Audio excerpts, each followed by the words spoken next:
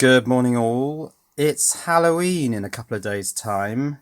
You know, that evening where kids come round knocking on your door demanding money with menaces. Well, this time I'm going to fight back.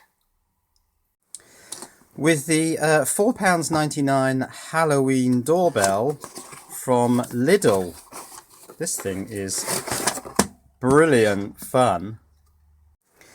So you switch it on the back, and then when kids come to your door pressing the doorbell,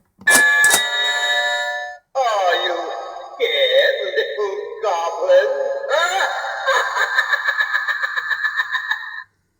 yes, it's rather good, isn't it? Not only does it shine red LEDs at you and make spooky noises, but it also fires something out of this mouth. At your own risk. Which, I don't know, looks like some sort of spider. Welcome to the haunted house.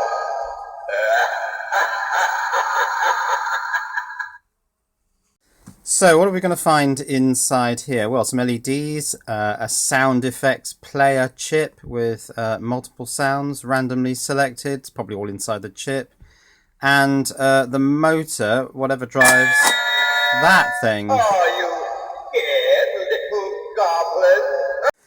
Right, I suppose the first thing I need to do is get rid of the spooky lighting. So let's open the blind and start taking this thing apart.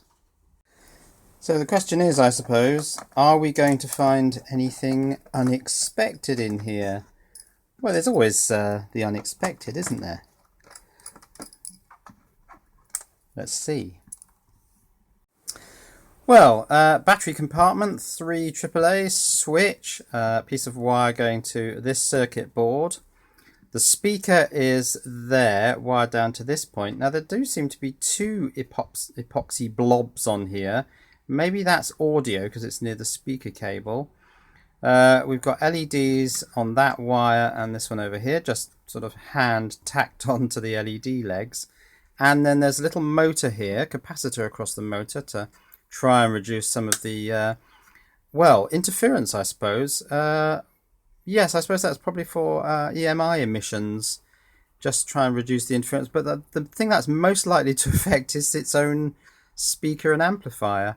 There's the rack, and then there'll be a little pinion in there on the end of the motor. So that pushes this thing out.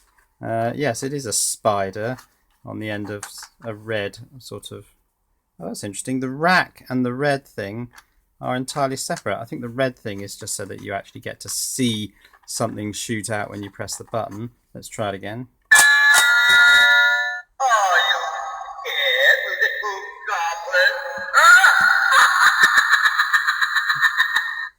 Yeah, that's quite a powerful amplifier, isn't it? Class D would be my guess, so that you don't need any... well, there's no...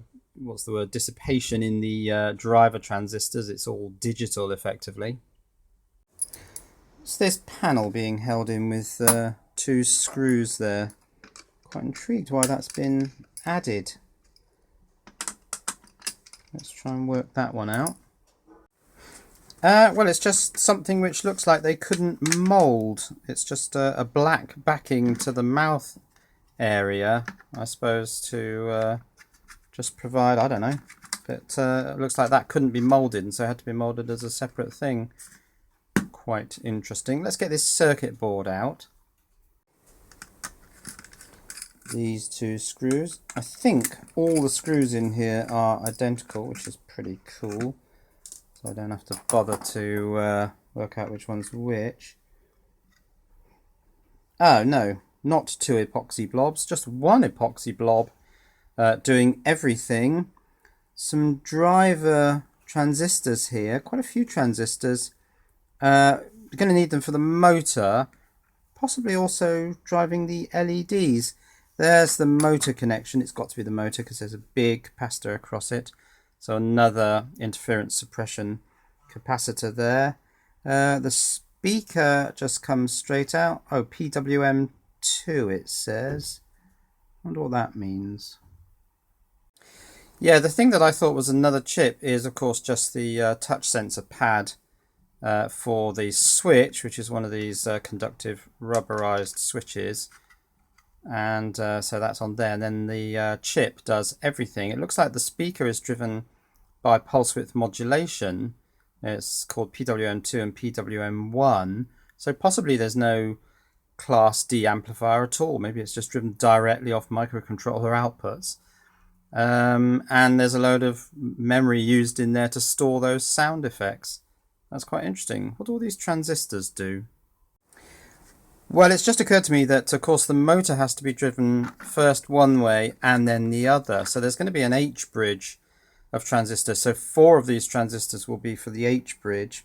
The other 2 might be to act as inverters for the high side of the H bridge. So probably all those 6 are involved in driving the motor down and then back up again.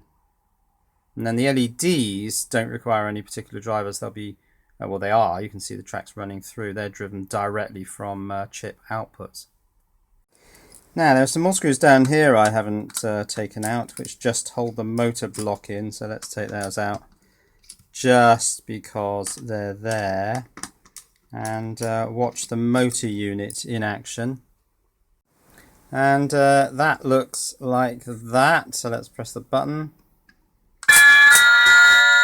Are you scared, little goblin? You can't re-trigger it until it's finished its sound effect. At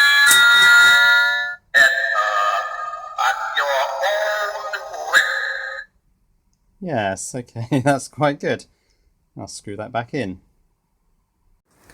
This speaker is actually quite loud. It's 8 ohms, 0.25 watts, so quarter of a watt. Are you scared, little goblin? But yeah, that packs quite a punch, that thing, doesn't it? Right, so I'm going to go and hang this on my front door, see if I can scare a few little children. Of course, the most likely thing is that come the morning after Halloween, this just won't be on my front door anymore.